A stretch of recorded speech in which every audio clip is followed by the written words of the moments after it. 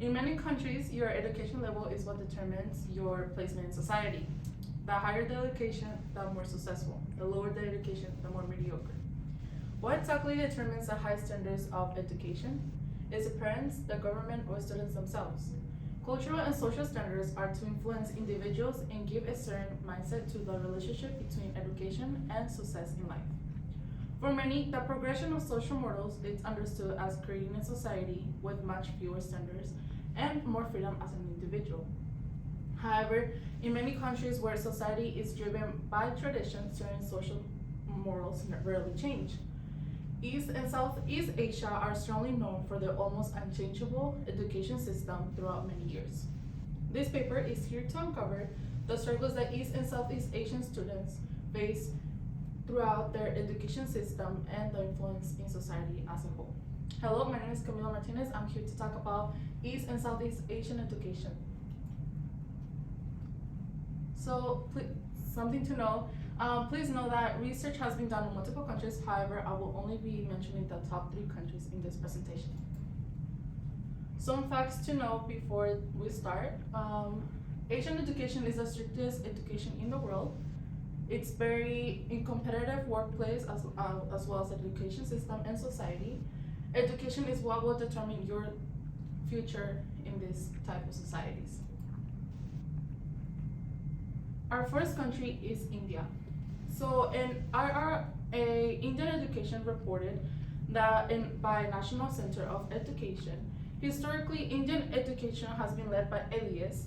Traditional Hindu education was tailored by those who began to be taught by a socially superior individual from New England.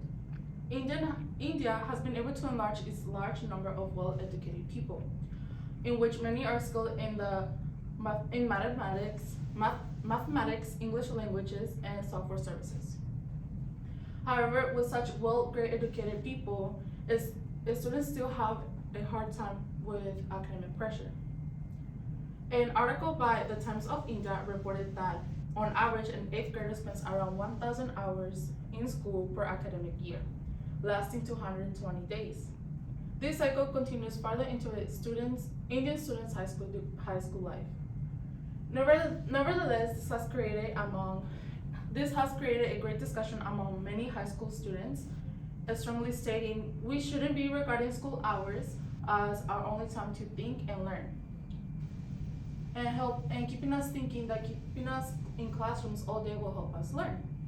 An article reported that an Indian student on average goes to school from 8 a.m. to 4 p.m. with an hour or 2 of after-school studying. Our second country is China. An article by Chelsea Shea, one of the oldest education systems in the world is Chinese imperial education. It may sound incredible, but China's formal education system was established two millennia ago, which is to be around the Han Dynasty.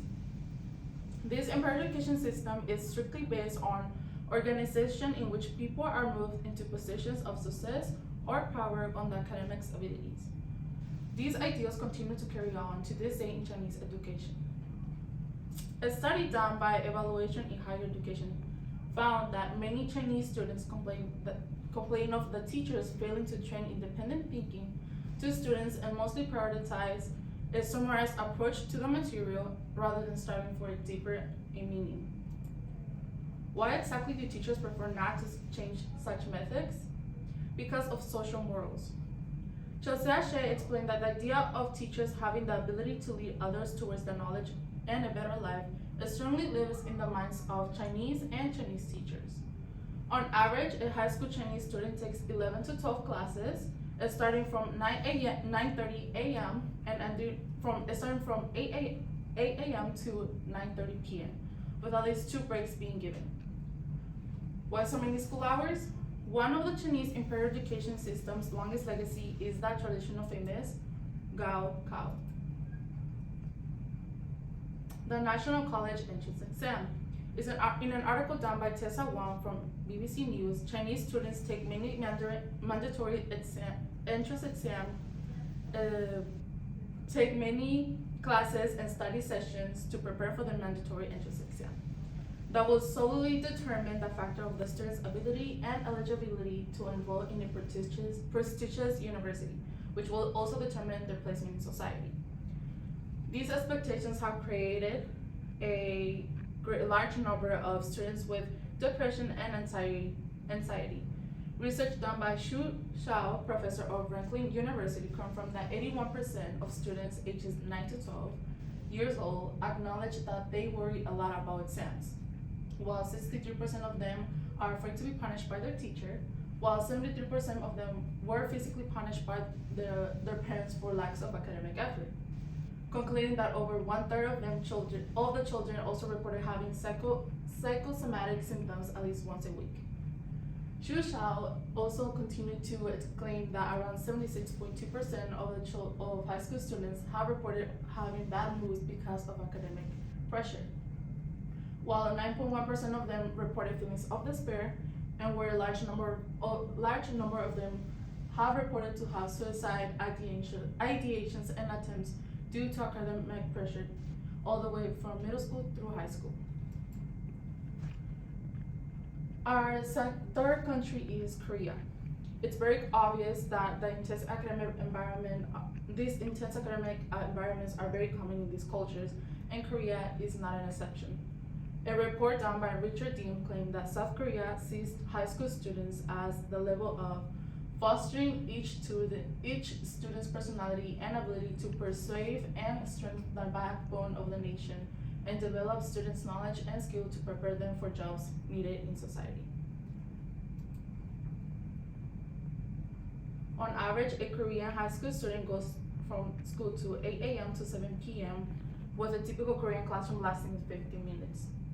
In an article published by Jason Park, after-school activities are very common, with cramped school and activities such as clubs that take 3 to 4 hours, and also having self-study sessions on your own time. On average, a Korean high school student gets to sleep 5.5 hours a day. Why so much time being spent on studying? Korea and China have a very traditional and similar education systems. The Suning, or the Korean College Scholastic Ability Test, is the most important milestone in a student's 12 years of study. Just like the Gaokao, the test determines the fate of the student, and based on their score, they will know if they can get into a prestigious university or not. This day is seen as the most important day in Korea, and it can go even as far as stopping airports and police stations to make little to no noise. An article done by Hannah Wu claimed that preparations for the entrance exam can begin at the kindergarten level, with parents often getting their kids to go to private exam preparation classes or school classrooms more until 11 p.m. Korean students are among the highest performing in the world. Nevertheless, Jonathan Harvest, a professor in the Department of Sociology, stated that Korean children academic stress is a regular feature in childhood and adolescence, also being the common reason for life dissatisfaction and the leading reason for teens committing suicide. With this intense pressure in the family, community, and society, Korean students are particularly unhappy. Jonathan stated that since 2007, the leading cause of South Korea being in the top 10 countries with the most suicides committed is because of its large number of teens committing suicide, with academic pressure being described as the most common explanation for these impulsive actions. In an article done by Korean Helen by Yeon Ho, nearly 34% of South Korean students have thought about killing themselves because of academic pressure. So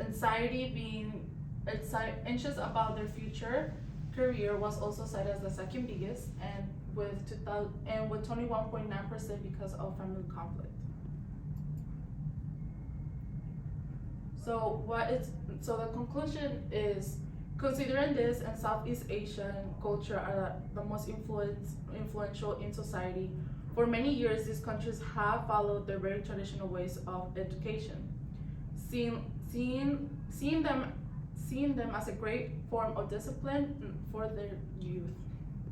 These societies thrive on their education system and are more and more, and as more and more students further their education with top schools not only in their home country but internationally as well, it makes it even more harder for new generations to find jobs. Most of these countries can be seen as some of the most advanced countries in the world today. All this can be said thanks to their very traditional education system. However, the question still remains, can there be a balance between a non-exploiting education system and an advanced and their advancement as a country? Taking other countries into consideration, it's clear that other countries can advance greatly with a healthy way of educating their students, such as the United States, the United Kingdom, and Finland. Even so, social models are based on traditions and can be easily broken, and because of this, many East and Southeast countries still rather follow traditions. It would take a very strong generation to try and change such educational traditions that cost not only their mental health but also their lives.